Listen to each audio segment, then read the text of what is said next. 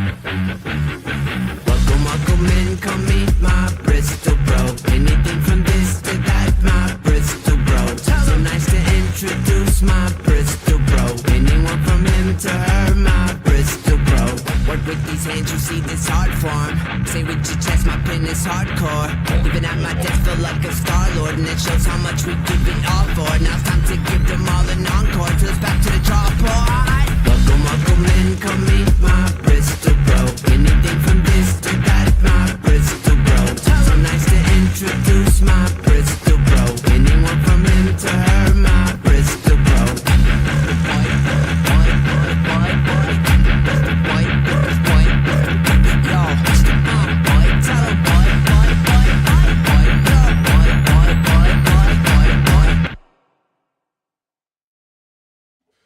Boom. It is Ah! Tuesday. Coming right at you. There's Samuel. How you Bam. doing, Sam? Brother, we're ready to rock. We are rocking. I am so excited. I think this is our first time having a champion here. We got the champ with the champ belt. Why don't you give everybody an introduction to our awesome guest? Yeah, so today we have a good old Dev Ill on. He's a friend of mine. I had met him actually tabling at Eddie PCon, and we kind of hit it off. The man's the champ, and we're friends of the Kayfabe channel here. So of course we got to have our boy on to represent. So without further ado, let's go ahead and bring Dev on here. The 2025 Cartoonist Kayfabe champ. Devon is here. What's up, Devon? What's up, guys? How we doing? How we living? We're doing good now, man. We're basking in your glory here, your presence. Because I shine, bro. The reflection off of the belt. So bright, you got to wear sunglasses. Indeed, man. Indeed. I love it. I love it. You lucked out because now you get to carry it for an extra year. Yeah, man. I heard about that. Yeah, I mean, we'll see what happens, but it's an honor. Can't believe where I'm at today. Retaining the title by default for another year. Man, and good luck. Hey, good luck to anybody that's gonna carry it after me, because I'm gonna be bringing that legacy with me into the next year for sure, bro. Like you got a lot to follow up. Oh yeah, that's awesome. Go ahead. No, I was just gonna say we got some people popping up in the chat here. Tony's here. Tony Martin. Hey Tony, welcome in. All right, Sam, take it away. Yeah, I was gonna say that I've been seeing Ian Cinco posting stuff on Instagram that he was working on for you. Is it still too early to talk about what you're working on? No, not at all. No, we've been dropping hints, and I've seen what I don't think Ian's released like his full image, but that's La Escuela de Lucha, the collection. So that's the story that we've been running in Saturday Morning Mashup for the last year, and this upcoming release will be the last 5 pages. And then we're putting together the Kickstarter, and Ian is going to be one of these signature covers, along with Kova and Just Jamie. Oh, I know Kova. I had him on the pod. Yeah, man, that's awesome. That's my dude. Very cool. Is it your first Kickstarter? Yes. Buckle up. I'm nervous, man. I really am. I know it'll be easier once I just like just get into it, take the beating and move forward. You already have your like pre-launch page ready? Pretty much. I mean, honestly, the only thing I'm missing right now on the pre-launch page is just the promotional stuff. So you're the Kayfabe champ, but Sam is the Kickstarter champ. Unofficially, this guy, he's run so many. If you get beat up in there, just go to Sam, and I'll probably have to tag. I mean, ins and outs. If the tag's available, man, I'll probably be reaching out for sure, bro. Because I know Kova said he's definitely gonna help me out, which is great. But I'll take any help I can get for sure. It's just not my field of expertise. Yeah. I'm a traditional artist for a reason. You know what I'm saying? Like, Yeah, I mean, my biggest recommendation is because Kickstarter doesn't like hold you to a timetable. As long as you have like your financial stuff put in, so like your banking information, everything like that, and it gets accepted through who do they use? Stripe, I think is who it is. As soon as that's accepted, like your pre-launch page can be up for as long as however you want. So you can get it up and you can start hawking it to people so they can start becoming backers on your page. Because you want the more pre-backers you get, you know, those are going to be the people that are going to show up on day one because they were willing to pre-back it before the campaign actually had launched. right. So that's like the biggest thing. Because when I did the last one, I think I launched it and there was 50 people, and only like 20 of those people had actually showed up and backed the book to kind of give you perspective. So. Yeah, and I'm really excited after speaking with my friend Jay. I'm really excited for the pre-launch, really, because we got some good ideas. I mean, I still need to get my Patreon up and running, and so that's be a really good time to a really good space to help promote the Kickstarter through Patreon for one. And two, I'm really excited to do a Kickstarter release party. Oh yeah. Gala because do a gallery showing because, like I said, I do all traditional art, so I've got all the pages. Yeah. And with all the events that I run on a bi-weekly basis, that's a really easy thing to do. So. Yeah, and if you have those pages, scan those in and get as many as humanly possible up on Kickstarter. Just because just off the original pages alone on the last one that I did, I made like $400 just off of art. So Nice. yeah, you got to get art up there because people will buy it, and regardless if it's fan art or pages to the comic, price them accordingly. Because it's like I bring for Kickstarter, I bring the prices down on things just by a fraction, just to make it more appealing for people to buy into it. And then when I'm at cons and stuff, prices usually go up because of travel and everything like that. But it's just things to think about in terms of money. Yeah, man. See, give me ideas already. Let's go. Yeah. So Devon, I wanted to ask you, I saw an interview you did. You were talking a little bit about coming up on the X-Men, the animated series and that type of stuff. So is that when some of the inspiration started kicking in on the art? Not on the art. I mean, I guess, yeah, maybe I was inspired, but I wasn't inspired necessarily to draw right away. I did it a little bit as a kid, which maybe I mentioned that in that PBS interview, which, by the way, you can find me on pbs.org. Just search up Kalamazoo Lively Arts, season 10, episode 10, serving your community. And you can find me on there next to Mr. Rogers and Ken Burns, baby. That's crazy. That's so cool. Yeah, man, I can't believe it, but yeah, so fortunate, such a great time to like the earliest memories I have are watching episode 1 of the X-Men animated series. Like I remember vividly watching that first episode, and then one of the first movies I remember seeing in theaters was the X-Men movie. Yeah, and that blew my mind.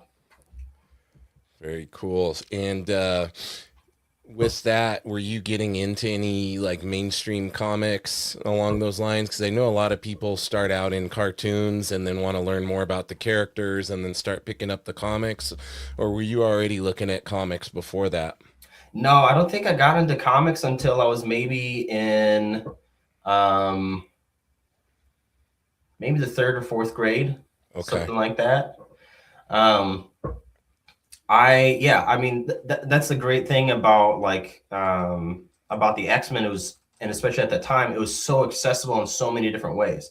So not only was it the cartoon, not only was it the movie, but there was the Marvel versus Capcom arcade games that were everywhere when I was a kid, which I found out between that and Tekken, they were both a lot more affordable than other big arcade systems at the time. So, I mean, the bowling alley, the movie theater, the arcade, they're everywhere. So so I really grew up on those games. I was really more of a gamer as a kid than I was into reading comics.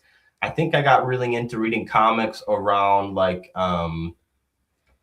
when the Marvel Legends toys came out. Very cool. Because at that time, I don't know if y'all remember this, but in the early 2000s, that first line of the Marvel Legends toys, they came with comics, which was genius. Yeah, I do remember that. That was awesome. Oh, small technical difficulty. You're back. Oh, we're back. You're good. You're good. Okay, yeah, I see y'all. You guys disappeared, but Yeah, well, you got to let you shine, man. Hey, I appreciate that, bro. Yeah, so, so like, and this is something that Ed used to talk about too, which it was like the first time I heard somebody else say the same, put words to the experience I was having as a kid. So many people complain about with comics, Marvel Comics, DC, that or Western comics, I guess you could say, that it's not so clear, like say with manga, where to start. But like I got thrown right into the middle of Chris Claremont X-Men. Yeah. I think I got like the first issue that introduced Kitty Pryde and the first issue of the Phoenix, and I was like, what happened? I gotta know more. And then you get curious, and so you want to find out. So like if you want to know more, you'll learn if you really want to. Absolutely. So. Yeah, and you had a lot of good stuff to be able to dig through and go back on too. There's so much source material there. Oh my God, yeah. I finally have like I've got the entire Claremont run now, like through omnibus form. And I have the entire run through the essentials. I think I'm missing one essential book. Nice. But having like that whole collection, the whole sci-fi soap opera in like black and white form is so cool. Yeah, you gotta love the black and white, man. Oh man, it's dope. I'm hyped for that Tyrant re-release that Jim Rugg has been working on with Stephen Bissett. That thing was fucking sick. Yeah, and Vero, I mean, oh my God, yeah. I just saw that Blacklight drop that they did, which is so cool because who was it? There was like a Jurassic Park comic made by Topps. Have you guys seen that? I've seen it, yeah. Oh my God, with those Blacklight covers that they did. Yep. Mm-hmm. It looked like Jim was definitely looking at those comics, and oh my God, they look amazing. Yeah, that's gonna be so cool. Yeah, he did a black light print of Octobriana, and he also did a whole colored issue of Octobriana in black light print. So that issue there is black light ink. Oh, the whole comic. Because I'll grab it real quick. Yeah, do it. It's so cool, man. As soon as I saw it, I bought it for a friend of mine. I haven't got to read it yet, though. Let me give you the big screen, Sam. You gotta see this. This thing's pretty dope, though. So he printed this in 3 different color variations. So there was a black and white, there was a like standard colored version, and then this was like the black and white, or sorry, the black light version. Oh, beautiful, man! Look at that. Yeah, thing is insane, actually. Very cool. You can buy these from Jim, and they are not cheap. I think these things are like $80 to $90 an issue. Oh wow. Oh my goodness. Super expensive to make these because of the ink. Right. Yeah, I can imagine. Gosh, they look so good. Yeah, I think he still has some available. He reprints these every once in a while. It's super rare that he does reprint them because of how much it costs to make them. Oh, for sure. But yeah, you can snag them up every once in a while. That's too cool. Yeah, that's cool shit. This comic enthusiasm that Sam has, that's why I love this guy. Yeah. It's so cool, man. There's no shortage. There's no shortage of it. Yeah, dude, it's so great. I love seeing the stuff that you post on Instagram. You get me so excited about, because that's why we became Kayfabe fans. Yeah. It's because Ed and Jimmy just opened the door and were like, hey, check out this really dope comic. You remember this? Or maybe, I bet you didn't know about this. I get that from you too, man. So my pocketbook suffered watching kayfabe on many occasions, learning about stuff I didn't know about, and then going out. The whole kayfabe effect was real. It was real, yeah. It's one of those things where every time I feel like Sam, we learn about new things, and I'm like, oh damn it, now I got to go buy that. But something that I loved about kayfabe, they also did help save me money, because I got so into so the most effective way for me to be able to get like the whole run of X-Men is to buy it in omnibus form, because it's Right. like cheaper per book. Yo, what up? I couldn't see who that was, but It was Wool. Wool Bebsy.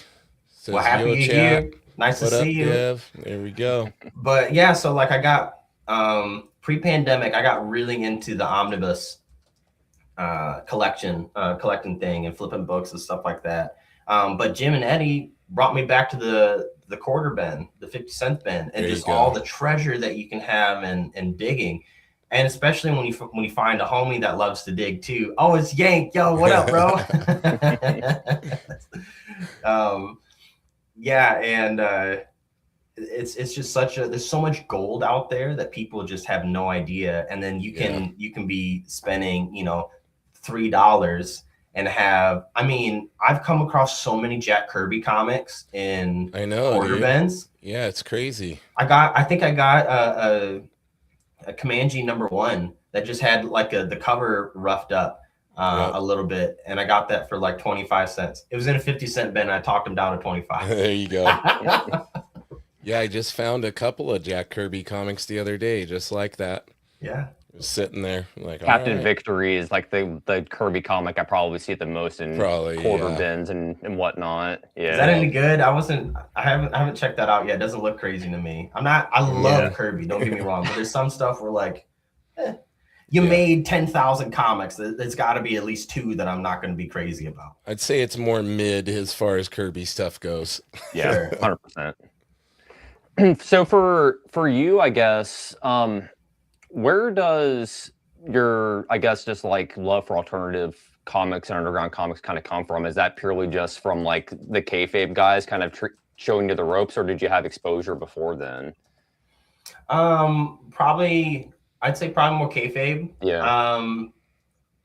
Kind of a mix, right? Because like I'm a huge Marvel fan. Well, there are certain properties of Marvel that I'm a really big fan of, but I'm not like the biggest, like I don't like everything that Marvel puts out. And I knew that like as I kept looking for the books that I was interested, like X-Men and Daredevil, that I was like, well, there's still all this slop that's just all over the newsstand that I couldn't care less about.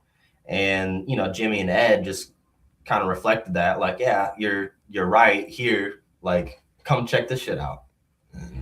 Yeah, I completely agree. And to kind of bounce off of that a little bit, I was somebody who, when I would go into the comic shop, like I would always hear dudes talking shit about like Rob Liefeld and so on and so forth, and just low hanging fruit, that kind of stuff. Mm-hmm. And then when I first started getting into kayfabe, I was ignoring those videos, and then slowly but surely it started to grow on me and grow on me and grow on me. And now I have stacks of Liefeld comics in my house. Yeah, man. Yeah, because I was a big fan of Liefeld as a kid. I didn't know his name. Like when I really started getting into comics, it was through Spawn. Like after X-Men, it was Spawn, and then I was like die-hard Greg Capullo fan. Oh yeah, love, especially because like my mom's boyfriend at the time was really into the band Iced Earth. Do you guys know who that was? James. Mm-hmm. Yeah. And so Greg Capullo did all those amazing covers, Purgatory, the Horror Show. Something Wicked This Way Comes. So many dope ones. Obviously the Spawn one, Dark Saga. And so like that, I guess like that's kind of where I got into the alternative stream, was through maybe Spawn, and then the Image comics. I was finding those in the quarter bins at my local nickel and dime shop. And I just grew up on that, knowing like, this is really dope art, not thinking anything of feet. You know what I'm saying? Like, yeah, exactly. And I still don't see it. Like, yeah, he has some banana feet sometimes, but like, well, their whole thing was that he was never drawing feet. That's why at that retailer thing he just did, he pointed out exactly how many feet were drawn in the newest issue of Youngblood. He says, because there's one thing I know everybody wants to see in comics, and it's feet. So there are 47 feet in this issue, this new issue of Youngblood.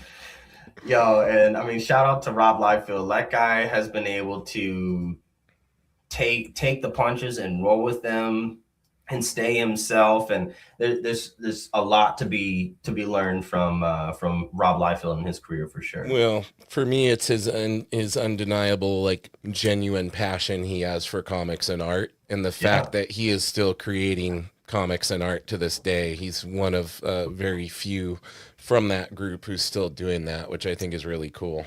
Yeah, I mean, Todd did like what, 25 issues of Spawn? Pretty much. He drew like probably less than that. Yeah, I think he did draw less than that. Yeah. Yep. Yeah, because when we had West Coast Dave on a couple months back, and we did a ranking of the Image founders. It's kind of like a fun little game that we had played. And at the time, we all had kind of agreed that they were like, who else that works in comics right now is like that enthusiastic about comics besides Rob Liefeld? And like the only person that we could point to was Ed. And obviously Ed isn't with us any longer. So it's like, who is like that person that's like at the top of the chain, is like pounding, the drum for comic books? And it's like, I don't think there's anybody else that loves comic books more than on this planet than Rob Liefeld right now. Yeah. The comics he likes. Oh yeah. Yes. As long as they're not Marvel on anything comics. he doesn't. I wanted to ask for you, real. Dev, how did this Kayfabe championship come to be, man? Take me through the journey of getting this title and what it took to have that bestowed upon you, and just how I can tell how much it means to you and how special it is. So take us on that journey with you a little bit. Man, so I mean, obviously it started with Kayfabe, right? It was 2020 or 2021, I think. Yeah, 2020. And I was working on a farm, and I happened to come across this YouTube video in between jobs on the artist edition of Jim Lee. And I was like, oh, well, I know that. Oh, that's Jim Lee X-Men. And it's in black and white. This looks awesome. Let me go check this out. Then I saw the Marvel covers, and then I was hooked, because then they showed Sam Keith. Oh yeah. And as a kid, I had the what was it, Marvel Tales? Marvel Comics Presents. That's it. Yeah. Yes. And I had those as a kid. So seeing the black and white, because I mean, obviously you guys know Sam Keith Oh yeah. in black and white is just incredible. How it's meant to be consumed, I think. Mm-hmm. Yes. And so it really started, it started with that. And I saw an episode on Daredevil Born Again not long after that. And I was like, this is it. This is what I want to do. I literally said, why the fuck am I not doing this? I literally said that. And so I started I got hooked. I was watching every episode that was coming out every day. I was in the room with Jim and Ed, and we were looking at comics. And eventually, I was like, this has always been a lifelong passion, but I convinced myself at like age 10 that I couldn't draw. Why don't I give this a shot? And so I followed this Dave Finch video on how to draw. His YouTube channel is amazing. If you want to learn how to draw comics. And I realized I could do this. And because of Jim and Ed's enthusiasm, they like inspired that little kid in me to pick the pen back up and, believe in myself once again that I could do this thing. And then so, I became a King Kayfaber on their Patreon. Literally the first the first episode I was on, or the first, whatever, Alfred popped up, and he was like, hey, does anybody want to do an anthology? Which is exactly why I joined the Patreon. I didn't care about the Kayfabe effect. I was there to meet artists and make comics. And so, lo and behold, out of that interaction, we got Defective Comics #1. Nice. Officially printed in February 2024. And from there, we were off to the races. We put out about 4 more books. And then unfortunately, obviously Ed passed in April. And the the Piscors, bless the Piscors, man. They in his honor, they put on a Comic-Con, and that was my first comic convention that I got to table at. So I drove all the way out to Pittsburgh from Kalamazoo, Michigan, and did my thing right. And I was so inspired to keep making comics, to keep that legacy alive. You know, Ed put as Matt Stefani, you know, made that book saying like Ed put the batteries in our back, and we were off. And so we just made book after book after book. Come, you know, Ed Piscor Con of 2025, the Piscors are like, hey, in honor of Ed, this year we're going to do a competition, and the winner of that competition gets this shiny gold belt. Yeah. And I was like, oh, it's on. Like, I'm doing everything I possibly can to make that happen. And before I even got to meet Sam, I don't know if I told you this, Sam, but the first time I actually saw you, I saw your promo that you cut. Yeah. Squidman just like knocked it right then there. Yeah, exactly. He did the cream rises to the top promo, and I was like, okay, all right, let's go. I gotta bring the heat. And so, you know, as we're like building anticipation for it,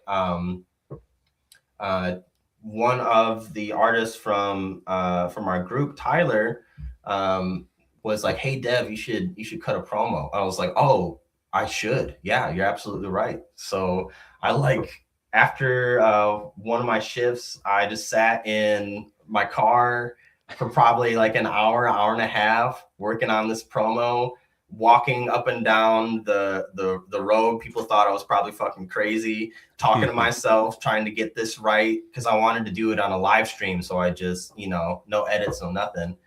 And so I cut the promo. It went really well. People really liked it. And I think Tyler might have encouraged me to do, he's like, you should do another one. So I got with my friend Khalid, and we put together our own like Tekken commercial. I'm a diehard Tekken fan. And so we basically did the Tekken 4 arcade trailer. We used the music and everything, and we made like a little like a promo package basically to introduce who I am. And we got to like show me doing Muay Thai, like practicing Muay Thai, because I used to be a boxer before I got into this. Man. Very cool. So we got to blend like so many parts of like who I genuinely am into this beautiful video that my friend Khalid, shout out to Khalid Canales King. Yeah, we turned that in, and it was time for the show. And I brought the fireman. They put me right next to the door, and I said, I'm going to eat today. Nice. I'm going to eat at this competition, because what I do, thanks to Attack Peter, shout outs to Attack Peter, and shout outs to Brian Christopher Moss for putting me on how to really work a table. They told me that, you know, you don't sit at the table, you push the table out of the way, you got to stand in front of it, you stand at the side of it, and you create an environment that is engaging and allows people to come into your space. And so since day one of tabling at that Ed Piscor Con, I live draw every single time I table. It's not a question. I never sit down. I'm live drawing. I'm making the art right in front of you, so you know that it's real, that I can back up, you know, what I'm doing. And so that's what I did. And I think all those things, you know, led up to the Piscor family on day 2 of the event announced the winner, and it was me, baby. And here he is. I still can't believe it, man. I replay that moment in my mind so often. It's and I tell people all the time, I mean, the whole reason why I'm here is because of Ed Piscor and Jim Rugg. And we lost Ed. And then Ed's mom gave me this fucking belt. Wow. Ed's brother and sister made the belt, and sisters made the belt happen, made the convention happen, made all this happen for me. So yeah, I mean, it's still pretty surreal, but I really don't have time to to question anything about it. It's time to make more comics. You know what I mean? Yeah. So that's where we're at. You mentioned Attack Peter. Isn't he the one that just did that V Friends cover? Is he the one that does like the carved? Yeah, artwork? I saw Attack Peter. Attack Peter has this amazing episode on the Ink Pulp podcast that I highly recommend checking out for anybody that is thinking about tabling. I really vibe with Attack Peter because I was also a musician. I was a professional musician from like 16 to 28. And about half that time was in metal bands. And I guess that was his life before comics as well. And so I was able to understand where he was coming from with like his approach from being a metal musician to carrying that on into, you know, how you talk to people at comic conventions. Because man, a lot of you comic book artists are afraid to talk to people. They don't say much, man. Yeah, and I get it. You know, a lot of us do this job because we like to be introverts. We like to be with ourselves. But, you know, you're not really going to, you can't expect people to want to buy into who you are or your books or any of that if they can't connect with you. Mm-hmm. And that was like, I say this all the time, but some of the best advice I ever got was from Brian Moss, saying that people don't want to buy your art. They want to buy connection. Mm. And that's what I was saying earlier. Like, that's why this is the best time, in my opinion, to get into comics, because like people really need that connection. They want to feel humanity. They want to feel a reflection of themselves. There's so much AI slop on just your average commercial nowadays. Oh, it's crazy. It's mind numbing. Like, yeah. And then with everything else that's going on, like, that's why it was so important to me to start doing these events in my local neighborhood and getting connected with my community, because like that's where like your long-term career really comes from. It comes from the support of the people around you, because that's where you can make the actual change. Yeah. And that's your legacy as well. That's the type of things you're going to be remembered for, is the positive contributions that you made to other people's lives while you were here. Yeah. Isn't that what we all want at the end of the day? I mean, for a meaningful life, in my opinion, that's what we want. Mm-hmm. Is what I want to see is you and James throw down in a cage match now. James who? You James? He's a jiu-jitsu instructor. Oh, okay. Yeah, I got something for you. That's my real life. Only 39 years of martial arts this year. Jeez, man, that's amazing. Dude, I'm the old guy in the group. I'm seasoned. I was just thinking about this. Skid Mark says he's got big hands, bro. You know, he looks like it. I miss martial arts so much. I was like really dedicated. My whole life was Muay Thai. Muay Thai is awesome. For 7 years. I tried doing jiu-jitsu. I'll admit to you right now, my ground game is garbage. It's hard, man. It's hard. Muay Thai is hard too, though. Yeah, I know enough ground game to know how to be able to keep my shins in between somebody's hips to be able to stand back up. So self-defense, man. Basics: feet on the hips, get back up, run away if you need to. Run away like more times than not. Really, I can. I can definitely do that. For sure. Yeah, no, it's fun, and it's another element of that community connection that you're talking about. For a lot of people, the martial arts is where they find that community, right? Yes, definitely. Like I'm so grateful for the time that I spent boxing. Like it's so humbling.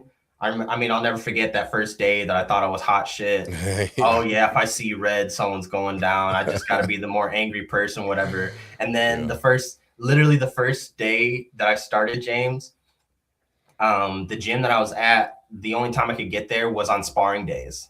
Yeah. It's you got thrown right into the fire. Right in. And of course, the guy that I'm fighting is like this kid from Brooklyn who's in like the K-PEP, the system that gets kids that were thrown in jail, like try and get their life back together. So dude had some shit to work out on my face. And a bloody nose, like first punch immediately.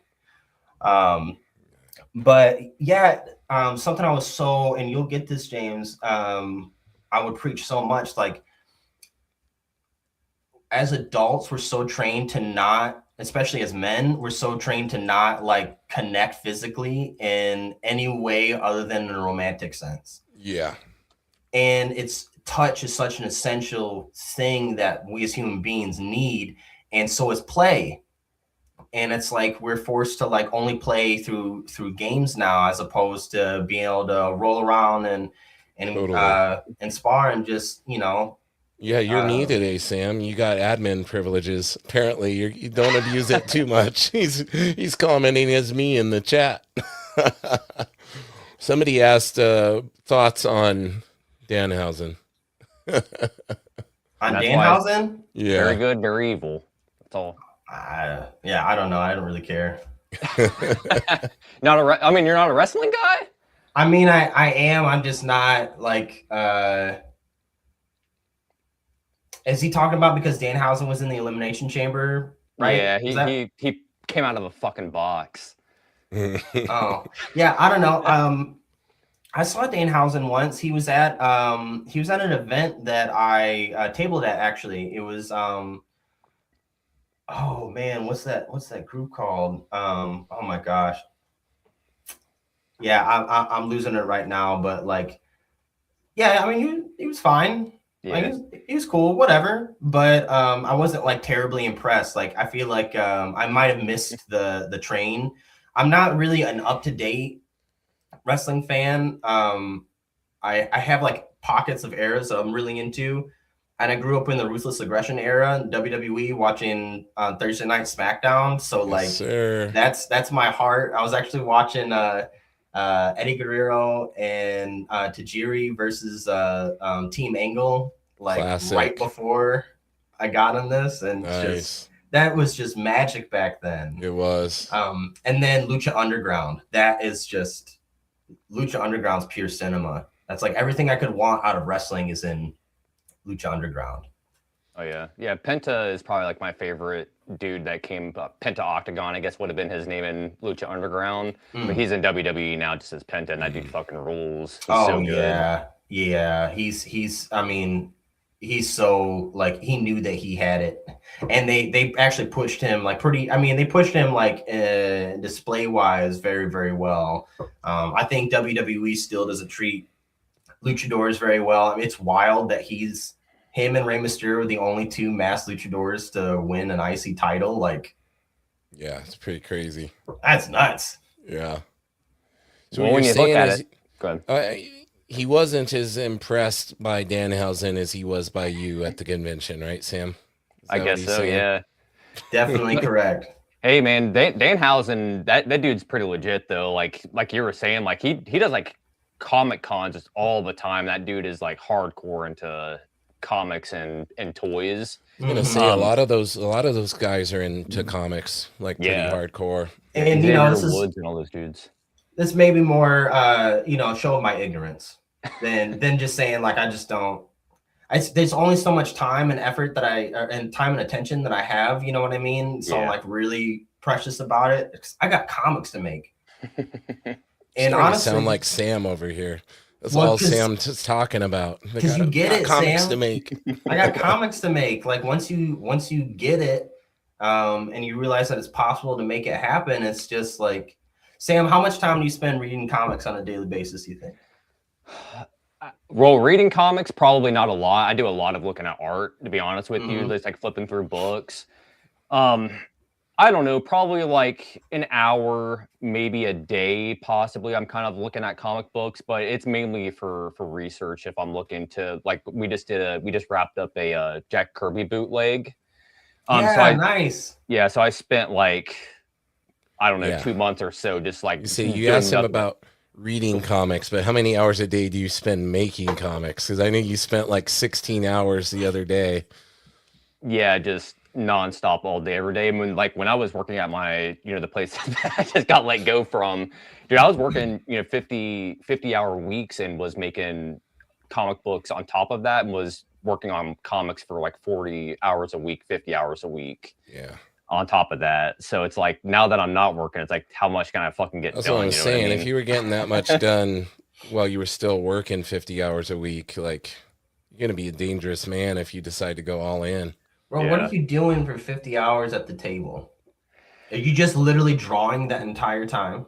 No, so I do a lot of stuff. So it's like, obviously, I do everything. So it's like Mhm. writing, penciling, inking it, Lettering, coloring it, coloring. scanning it in, lettering it, so on and so forth. The Right. start to finish, it's all of me, period. So it's a lot of work. So it's like, once you get the pages done, it's like, am I drawing? No, but I'm still working on the comic because I'm Totally. designing it and so on and so forth. And So it's like- assembling other people's stuff for your anthologies and Yeah, everything else. so, Edit. yeah, So you're like an running- editor too. Yeah, Mhm, running an mhm. anthology and having to round up people and edit people's work and get it shipped out and everything like that. So yeah, I just wear multiple hats It's basically. amazing. That's amazing, Sam. Very proud of you, man. Yeah, Congrats. it's really cool. Does it feel good? Do you like 50 hours at the table? Yeah, I like, because even when I was, like I said, when I was working, like I was working on comics even then. Like I would be on the phones with people and would be on Instagram, like hitting people up to try to get interviews and hustling stuff. So it's like, when we're wrapped up here, I'll let you know kind of what I'm working on. James already knows, but like basically the last like 8 weeks, I've been pounding away on a project for my Kickstarter, and it's like took over my life over the last like 6 weeks, and I was working full time and making my comic on top of that as well. Man. So He doesn't sleep. Yeah, I was about to say. 4 hours, maybe 3 hours a night is kind of where I'm at. That'll catch up with you, brother. Enjoy it while that is working for you. Yeah, Anything under 6, it's tough. it's honestly just like the comics is what keeps me going, man. It sounds fucking stupid, but it's true. I get fueled by the shit, man. It's like, put it into my veins, you know what I'm saying? Yeah, I was just about to say, well, I'm sure James gets it too with martial arts. Like, the shit it can be addicting, for better or for worse, for sure. Yep, this is true.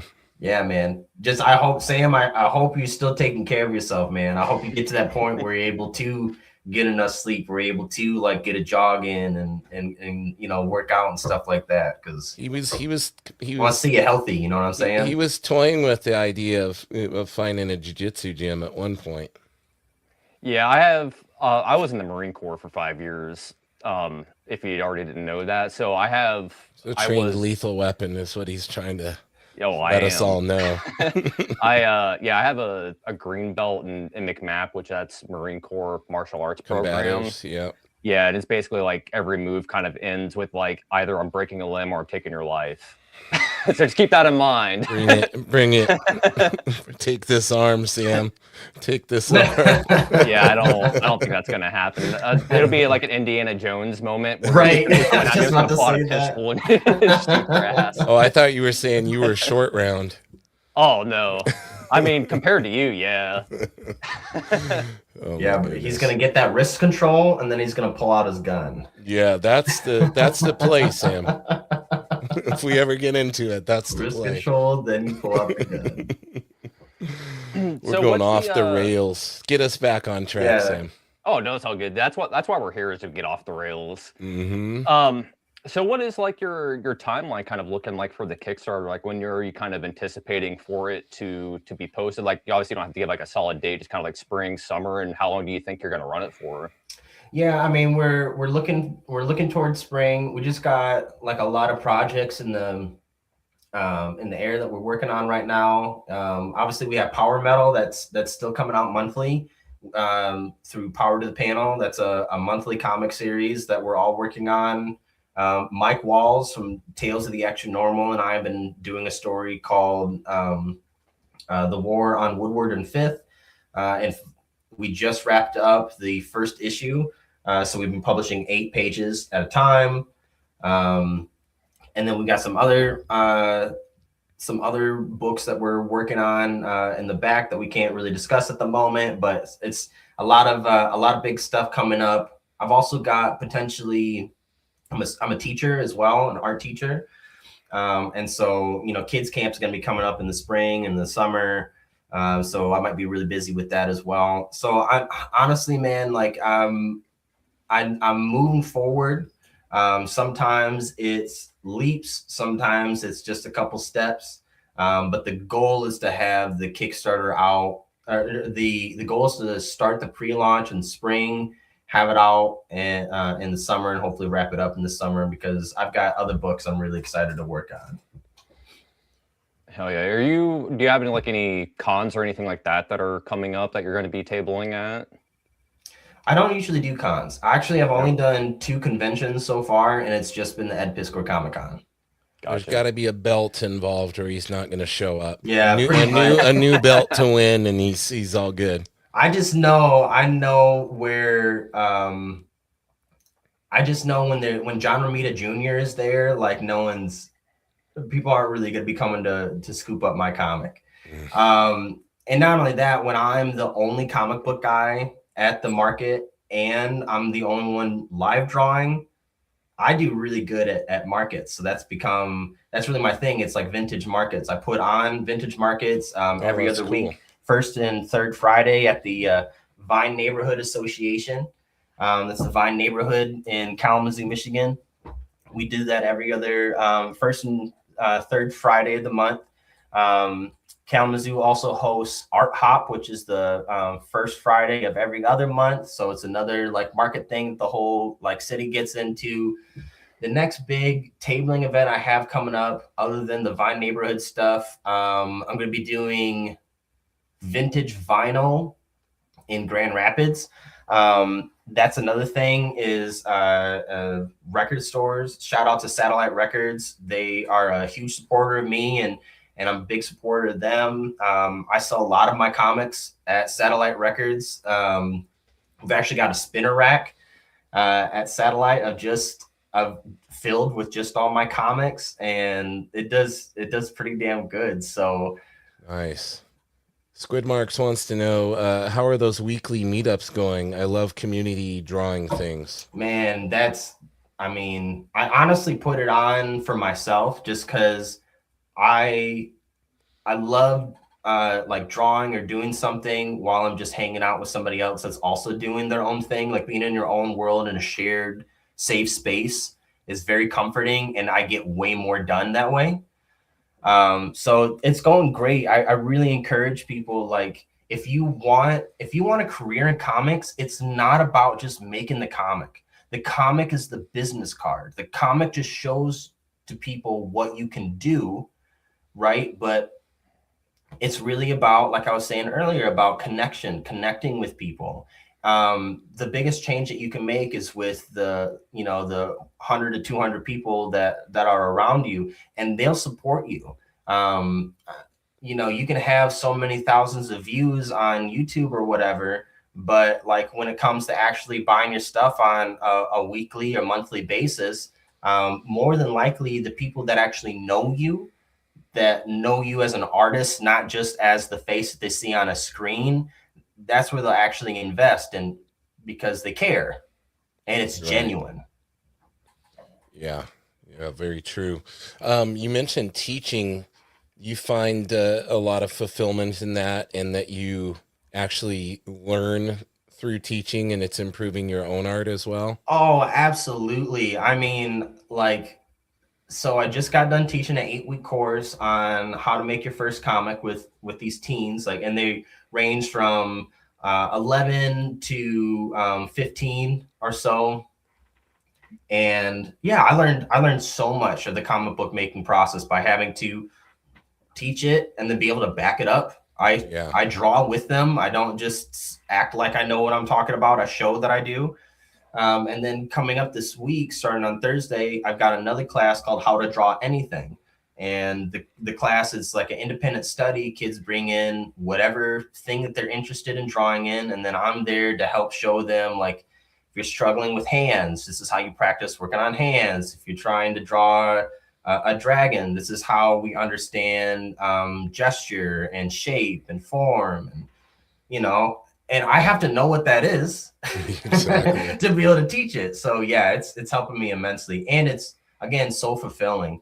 Like, yeah, for sure. Being in a room of 20 kids sounds like a madhouse, and it is, but like I used to work kitchens, and I was in the restaurant industry for 15 years. So like I'll take that any day over kitchen life or some guest that couldn't care less of what my name is, you know what I'm saying? So yeah, no doubt. But hey, so I see we got 10 minutes, but I really want to show you guys what I've been looking at, because I get to see what Sam shares on his Instagram all the time, but I want to show you guys what I keep on me at all times and what I've been reading. All right. Because something that I can definitely say that I can thank both Ed Piscor and Jim Rugg for getting me into is this man here. We got creepy. Ooh, the Master. Toth, yes. I keep this book with me everywhere I go, basically, because it's Alex Toth doing horror. Yep. Look at that. Insane stuff. It doesn't get better, man. Yep. And each book that he does, it's they're all short stories. Oh, this is a really good one. This is like basically just a guy trapped in a room.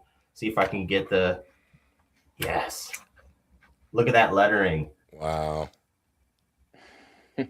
Beautiful stuff. There's no shortage of storytelling genius in each of these books, each of these short stories. This is one of my favorites. I actually referenced this in a flyer that I made. And hold on, I just want to show at least this last page here. Look at wow. that. That lettering almost looked like the Eisner lettering almost. Big ass block letters. Yeah, that's really cool. Super cool. So this is what I've had on me for the last couple months. This goes everywhere with me. This is where I probably read the most. It's between this and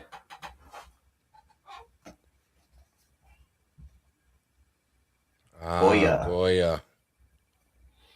You see like some of the pictures that I've posted recently.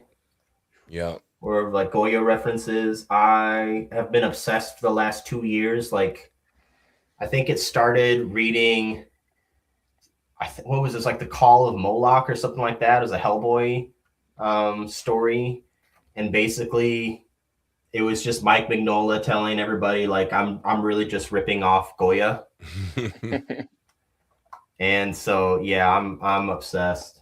I look at Goya's artwork all the time. Beautiful. I'm still working my way through this collection. This is the Time Life Library of Art, and I was fortunate enough. Shout out to Kazoo Books in Kalamazoo, best bookstore in Kalamazoo. They gave me the whole collection. I think it's like 11 or 12 books for free because nobody touched it. That's crazy, right?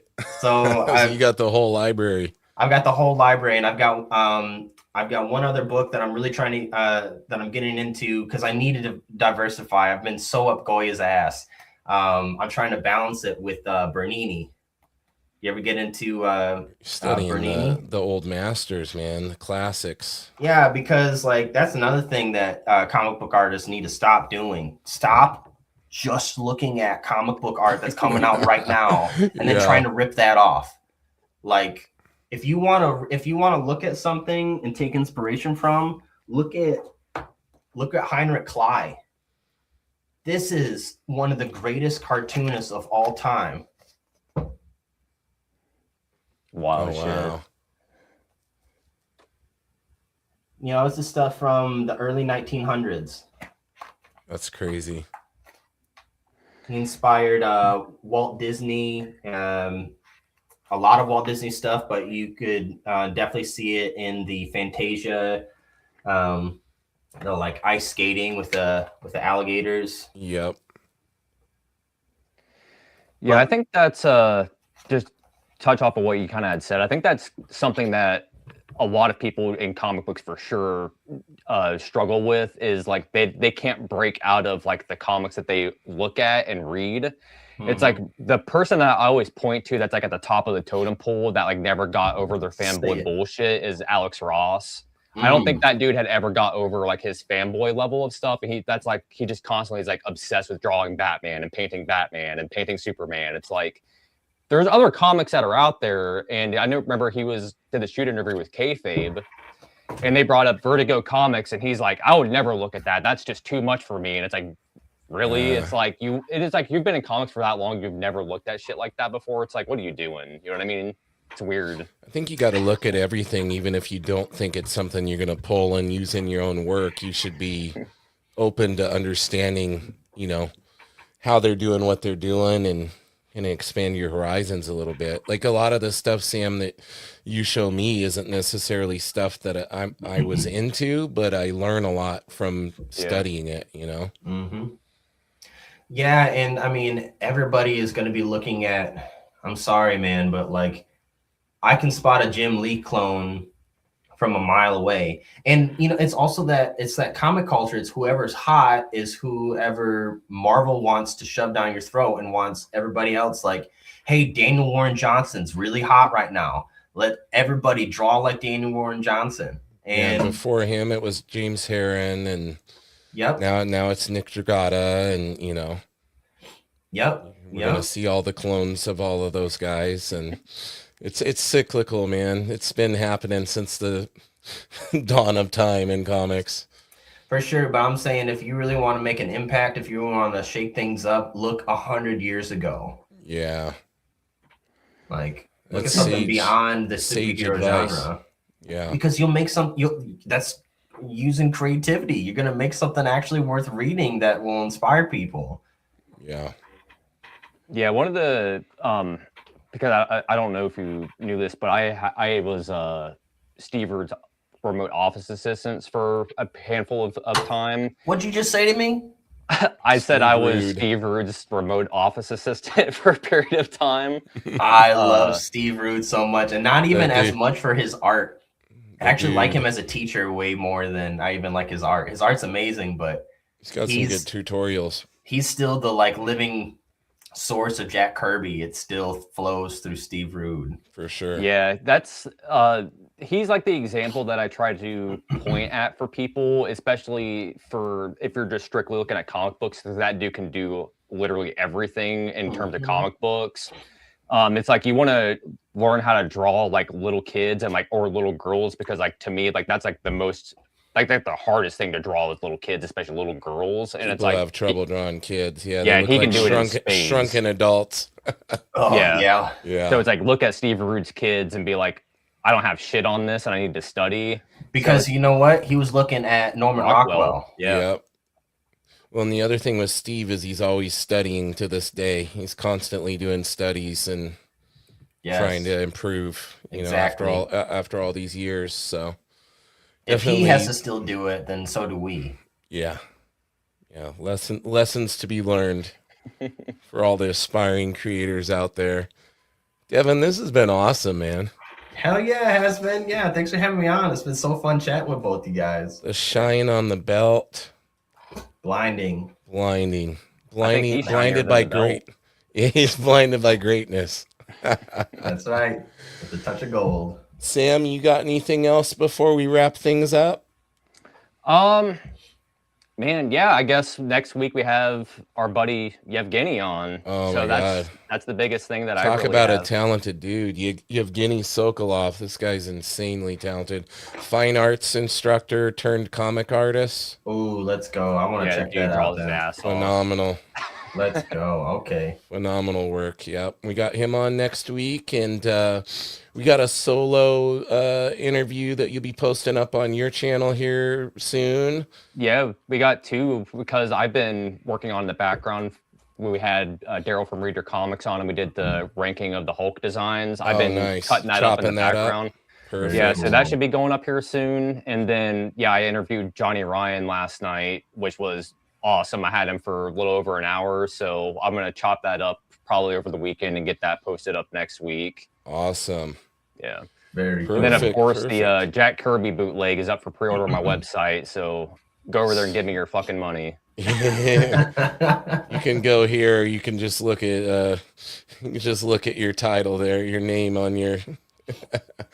Make sure you guys tune in every Tuesday, 7 p.m. Pacific time. Make sure you guys go follow Devon over on Instagram. Best way to keep track of everything he's got going on.